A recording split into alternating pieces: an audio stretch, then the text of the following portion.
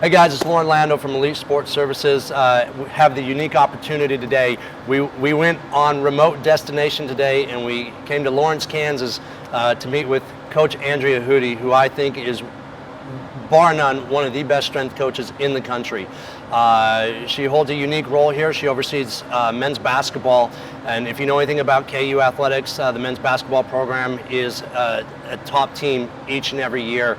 And Coach Hudy has so many insights, and I'm just excited for this interview just to learn a little bit more about her path and how she got to where she's at today. So I hope you guys enjoy it. So Andrea, thank you so much for allowing us to come into your home. Thank you for having me. Every time I come in here, I'm like, I walk around, I'm so jealous.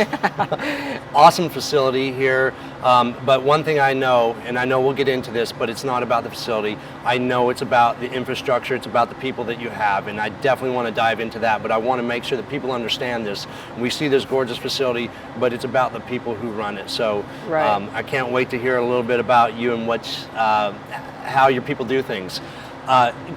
Really what I want to do is kind of get a little bit of a timeline and how you got in the industry, but really how you got in the industry as an athlete, because I'm sure that's where it started for you, is in the athletic side, and then you probably figured out this whole strength and conditioning thing might actually help me in athletics. Can you give us a little insight to that? Well, I was the youngest of 5 kids in an Irish Catholic family that was pretty competitive, and I was the youngest, so I was always trying to play catch up. Mm-hmm. And my brothers and sisters were involved in high school sports and college sports, so they were always training. So my dad actually built a weight room set and rack in the backyard under the porch, and it was made of like the metal pipe stuff. Oh, yeah. And it was screwed together, and there was a wood platform, he had a bench and all that stuff. He built the weight stack, and I remember there'd be 10, 15 people out there working out with my brother who played football, and then I just wanted to be a part of it.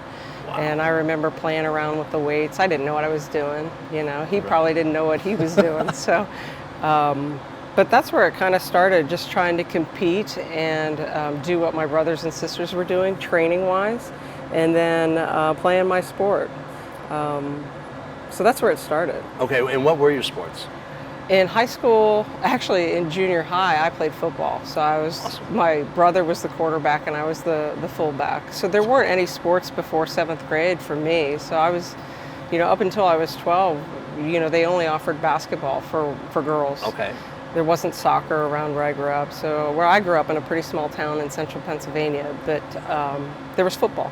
Okay. There was wrestling, because I was always playing the sport that my not the oldest brother, but the brother that was older than I was played. Yeah. So, and I was bigger than him at the time. I was 10 yeah. or 11, and here he was like 11, 12, and we were always wrestling, playing football. I was always with his friends. So, it was a case where my friends wouldn't come over to the house because they knew it was going to be so combative and somebody was going to get hurt. So nobody is shocked that you're doing what you're doing today for a living?